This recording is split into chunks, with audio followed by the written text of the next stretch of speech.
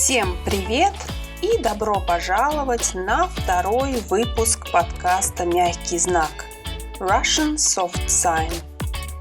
Этот подкаст создан для тех, кто изучает русский язык и будет полностью на русском языке.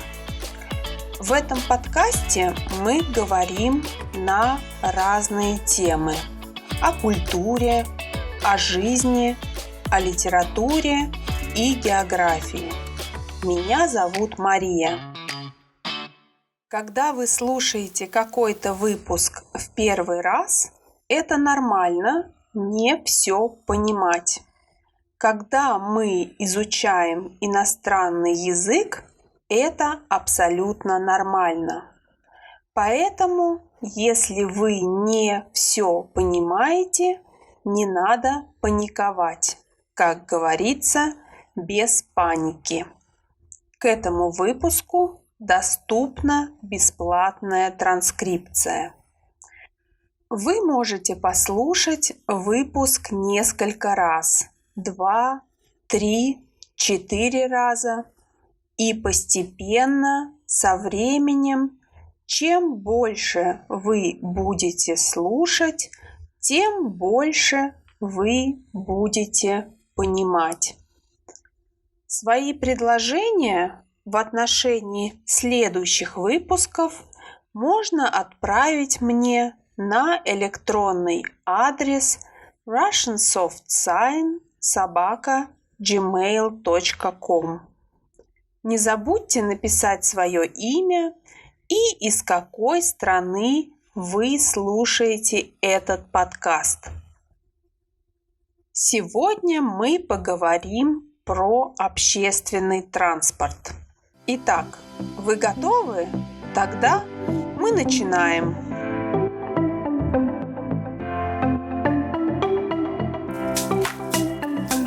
Сегодня мы поговорим о жизни в городе и о различных видах общественного транспорта. Слово «общественный» означает что-то, что относится к публике, к обществу. Если мы говорим о транспорте, то к пассажирам. То есть общественный транспорт – это тот транспорт, которым пользуется много людей. Общественный транспорт удобен тем, что гарантирует нам регулярность, потому что ходит по определенному расписанию и по времени, а также ходит по определенному маршруту, то есть из точки А в точку Б и делает остановки. Давайте послушаем, как обычно объявляют станции в метро в Москве. Осторожно, двери закрываются. Следующая станция – библиотека имени Ленина. Уважаемые пассажиры, будьте взаимно вежливы. В разных странах люди пользуются разными видами общественного транспорта, потому что где-то есть метро, а где-то его нет. Где-то более популярны автобусы и нет троллейбусов. Где-то более популярны трамваи. Каждый день много людей едут на работу на общественном транспорте. Например, когда я жила в Москве, я каждый день пользовалась метро. Это очень удобно. В Москве поезда в метро ходят очень часто, каждые 1-2 минуты. Метро удобно тем, что там можно полезно провести время. Например, почитать книгу, послушать музыку, посмотреть интересное видео или послушать любимый подкаст.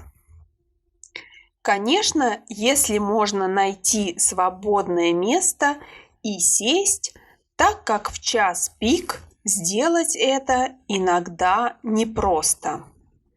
Час пик – это время с 7 до 9 утра, когда люди едут на работу или на учебу, и с 5 часов до 7 часов вечера, когда люди едут домой.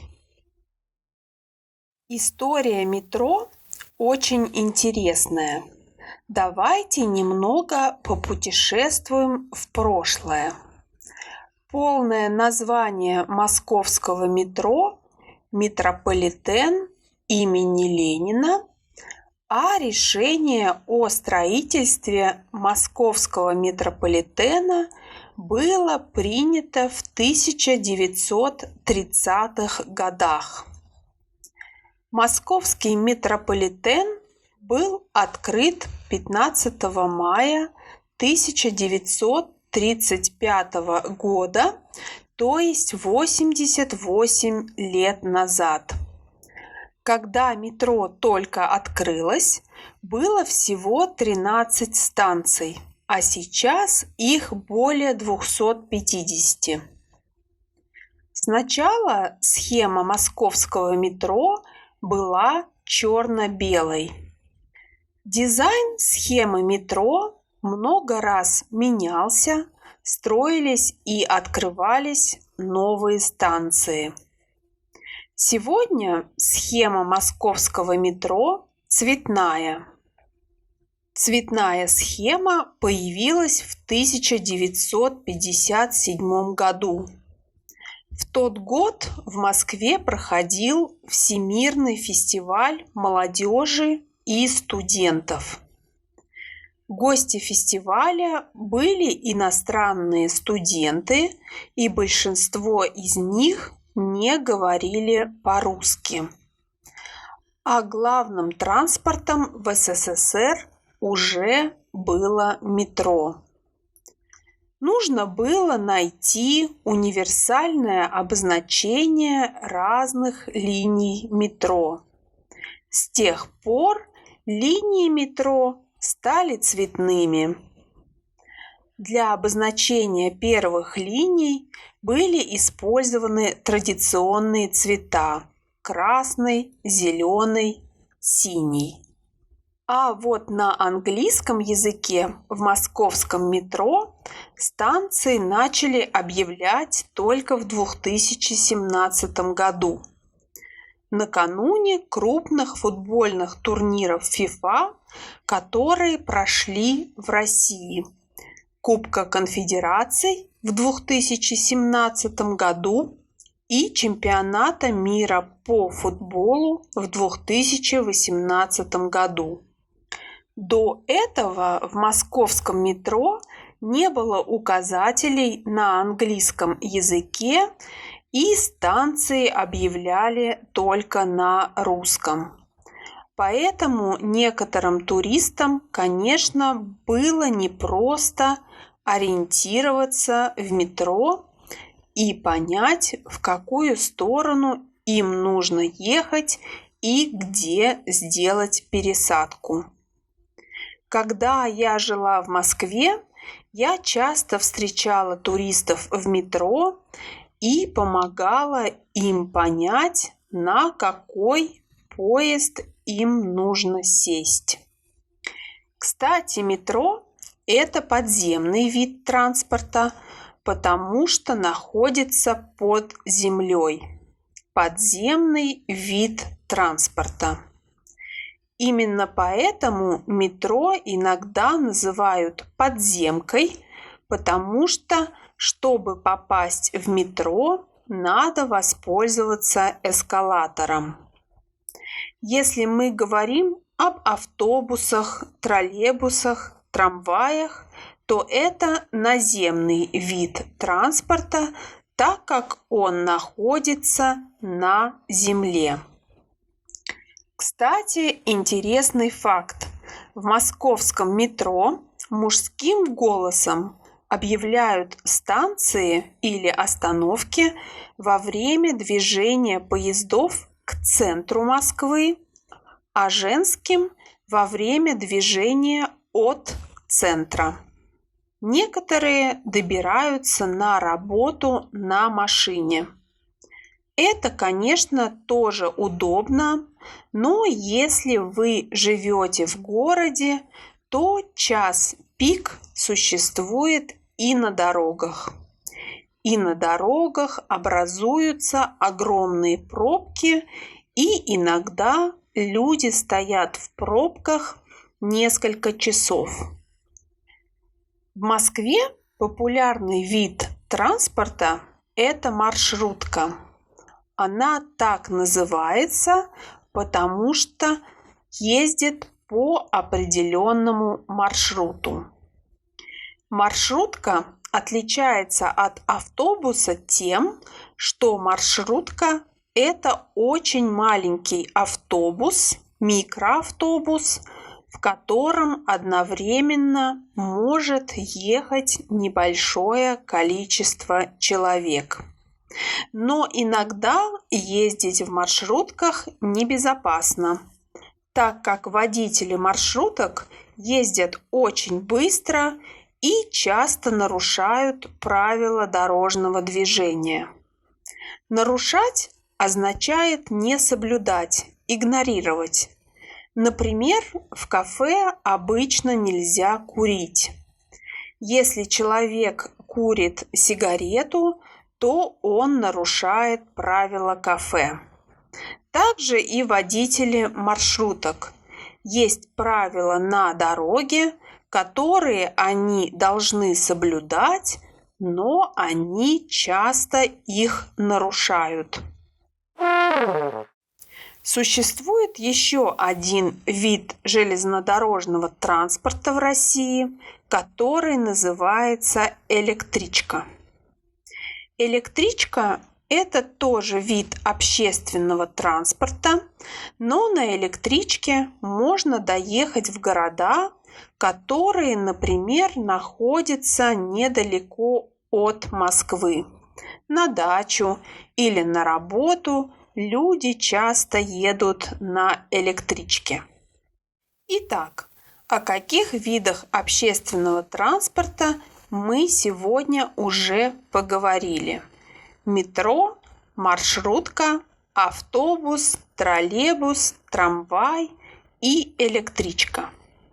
Если мы хотим поехать куда-то далеко, например, в другой город, то мы, скорее всего, воспользуемся поездом. По моему мнению, даже полет на самолете никогда не сможет соревноваться в романтике с путешествием на поезде. В поезде вы никогда не будете в одиночестве, а те соседи, с которыми вам придется разделить свои места, могут оказаться очень интересными попутчиками. Попутчик – это человек, обычно сосед, который сидит рядом с вами. Человек, который едет с вами по одному направлению, по одному пути. В России есть поезда дальнего следования. Это поезда, которые преодолевают расстояние выше 150 километров. Например, если вы хотите поехать из Москвы в Санкт-Петербург или в Нижний Новгород, то вам необходимо купить билет на поезд дальнего следования. Самый популярный вид путешествия из Москвы в Санкт-Петербург – это поезд, так как это наиболее комфортабельный способ. Стандартный поезд в Санкт-Петербург идет одну ночь, где-то 9 часов. В таких поездах можно спать. Но есть и высокоскоростной поезд, который называется Сапсан. Это самый быстрый и удобный способ добраться в Питер. Время в пути составляет всего около 4 часов. Обычно поезд имеет несколько вагонов. Тот вагон, где сидит машинист, в русском языке называют голова, а последний вагон – хвост, как будто поезд – это живой организм. В России можно купить билет на поезд следующих категорий, которые отличаются ценой и уровнем комфорта. Плацкарт, купе, люкс или СВ, спальный вагон. В текст транскрипции я прикрепила фотографии. Вы можете посмотреть, как они выглядят внутри. Плацкартный вагон является самым популярным средством передвижения по железным дорогам среди населения России. Билет в плацкарт обычно самый дешевый. Недостаток путешествия в плацкарте в том, что в них отсутствует приватность и не всегда безопасно. Там всегда шумно. Купе – это вид пассажирского вагона, отличающийся большим уровнем комфорта, чем плацкарт. В купе обычно путешествуют 4 человека, а не 6, как в плацкарте. СВ – это тип люксового спального вагона, вагон повышенной комфортности. Стоимость билетов на поезд СВ значительно выше, чем в плацкартных и купейных вагонах. Главная особенность в том, что в СВ имеется всего 2 места, причем 2 нижних места, так как в спальных вагонах нет верхних полок. Вы, наверное, слышали о Транссибирской магистрали. Она идет от Москвы до Владивостока и носит титул самой длинной железной дороги в мире, так как ее расстояние 9300 километров. Поезд находится в пути 6 дней. Да-да, 6 дней из Москвы во Владивосток на поезде. Хотели бы вы провести 6 дней в таком поезде дальнего следования? Конечно, в таких поездах можно спать. Там дают и подушку, и одеяло, и чистое постельное белье. Спасибо, что были сегодня со мной и слушали этот выпуск. Мне будет интересно узнать, понравился ли вам этот выпуск. Если у вас есть идеи в отношении новых выпусков, вы можете написать мне на электронный адрес russiansoftscience@gmail.com. Не забудьте написать свое имя и откуда вы слушаете подкаст «Мягкий знак». Если вам пока сложно писать по-русски, я говорю по-английски и немного по-французски. Бесплатная транскрипция этого выпуска доступна по ссылке в описании. А в следующем выпуске мы будем говорить про детство. Я желаю вам хорошего дня, берегите себя. До скорых встреч в новых выпусках. Пока!